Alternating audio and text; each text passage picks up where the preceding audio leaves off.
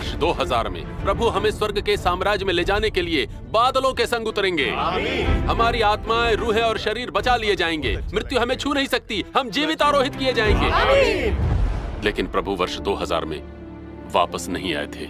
हमारा चर्च अन्य संप्रदायों की तरह उजाड़ हो रहा है।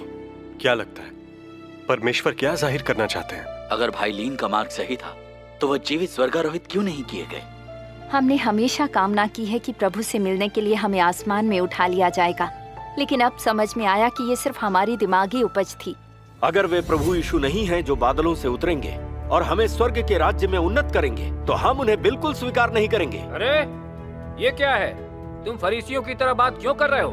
हमारे स्थानीय चर्च के नेता भाई लीन ने हमें विजेता बनने के तरीके के बारे में सब बता दिया। अगर हम भाई लीन के दिखाए रास्ते पर चलेंगे तो निश्चित रूप से विजेता बनेंगे। भाई लिन ने वर्षों स्थानीय चर्च में काम किया था, लेकिन आपके चर्च में किसी ने विजेता बनने की कोई गवाही दी? परमेश्वर अंत के दिनों में जिस पर न्याय कार्य करेंगे, सिर्फ वही सच्चा विजेता बन सकता है। भाई लिन ने परमेश्वर के न्याय का खुद कभी अनुभव नहीं किया। खुद भाई लिन कभी विजेता नहीं बन पाए, तो दूसरों को विजेता बनने का रास्ता कैसे दिखा सकते थे? परमेश्वर के कार्य और इंसान के कार्य में आखिर अंतर क्या है? जब परमेश्वर लोगों का उपयोग करते हैं तो पवित्र आत्मा मार्गदर्शन करता है। तो वे जो कार्य करते हैं वो कार्य परमेश्वर का नहीं हुआ। आमीन, ये सही कह रहे हैं। दोनों में क्या अंतर हो सकता है? अगर कोई अंतर नहीं था तो परमेश्वर ने छुटकारे का कार्य करने खुद प्रभु यीशु बनकर आने के बजाय इंसानों का उपयोग क्यों नहीं किया?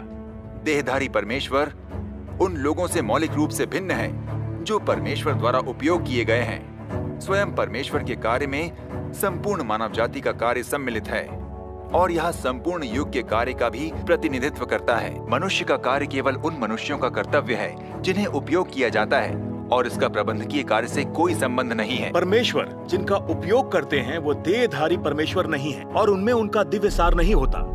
उनमें न सत्य होता है न जीवन, और वे परमेश्वर का उद्धार कार्य नहीं कर सकते।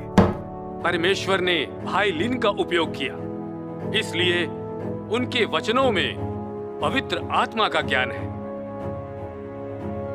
तो फिर वास्तव में सच क्या है? और सत्य ही स्वयं परमेश्वर का जीवन है, जो उनके स्वयं के स्वभाव का प्रतिनिधित्व करता है, उनके सार का प्रतिनिधित्व करता है।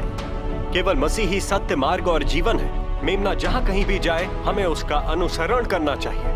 हमें कोई कितना ही महान या प्रसिद्ध क्यों ना हो, अगर हमें परमेश्वर के सामने ना ले जाकर हमसे अपनी पूजा और अनुसरण करवाना चाहता है तो वो शैतान का नौकर है। हमें उसे त्याग देना चाहिए। आमीन।